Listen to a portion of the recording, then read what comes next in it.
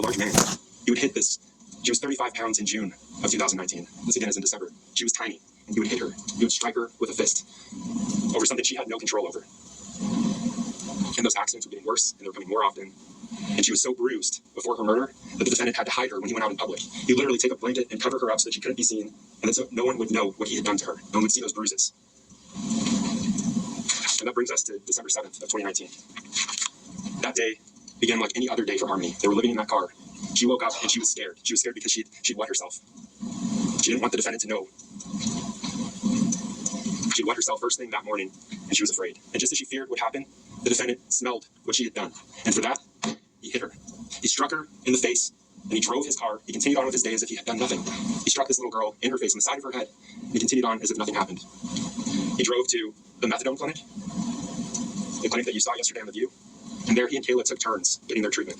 You'll hear that Kayla went in first, the defendant stayed in the car, and then the defendant went in.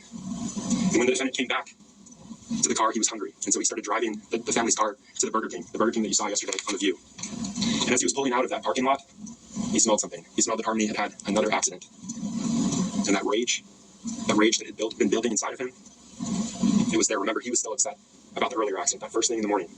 And he looked back at Harmony as he was driving, and he said, "Really, Harmony? Again?" And he began striking her. As he was driving, holding onto the wheel, he began punching this little girl repeatedly for something she had no control over.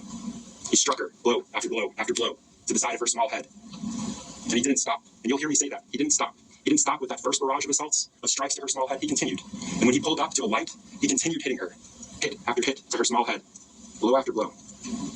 Now, during this barrage of strikes, Kayla, who was in the passenger seat, seated next to the defendant, seated in front of Harmony, she put a hand up.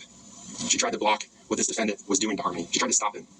You'll hear that in that moment, he looked at her as if to say, "You're next." And she was scared. And she looked forward and she put her hand down, and those strikes to Harmony continued. And when he pulled up to another light as he was driving to that Burger King parking lot, he continued striking her. And after that last strike, he looked at Kayla and he said, "I think I really hurt her this time. This time. I think I really hurt her this time. I think I did something." And he didn't stop. He continued with his drive. He pulled into that parking lot at Burger King and he ordered his food. He ordered his food and he ate. He didn't stop to check on Harmony. He didn't look back at her. He didn't show any concern for this innocent little girl, the child he'd just beaten. He ordered his food and he ate. And he didn't stop. You'll hear that at that time, after that last blow, after that last strike to her small head, she began moaning and making a gurgling sound. Sounds that continued on and off for several minutes. And he didn't show any concern. Ate his food, and he continued driving towards the Colonial apartment parking lot. And while he was there, he did drugs for 20 to 25 minutes, showing no concern for the child that was dying in his backseat just feet away from him. And Kayla, you'll hear, was too scared to look back. She couldn't look back. She was frozen. She was terrified to see what he had done to this small child. She could just hear that moaning, those gargling sounds that eventually stopped. After the defendant ordered his food and he was driving back, he did his drugs. Listening to those noises, not showing any concern, he pulled into the Colonial Village parking lot and he did drugs for 20 to 25 minutes. He ate his food and he did his drugs, and Harmony slowly died. And when he was done with that, still showing no concern for Harmony, he pulled out of the parking lot where they'd been living. And when he made it to the intersection of Webster and Elm, which you saw on The View yesterday, his car died. It died just as Harmony had died several minutes before.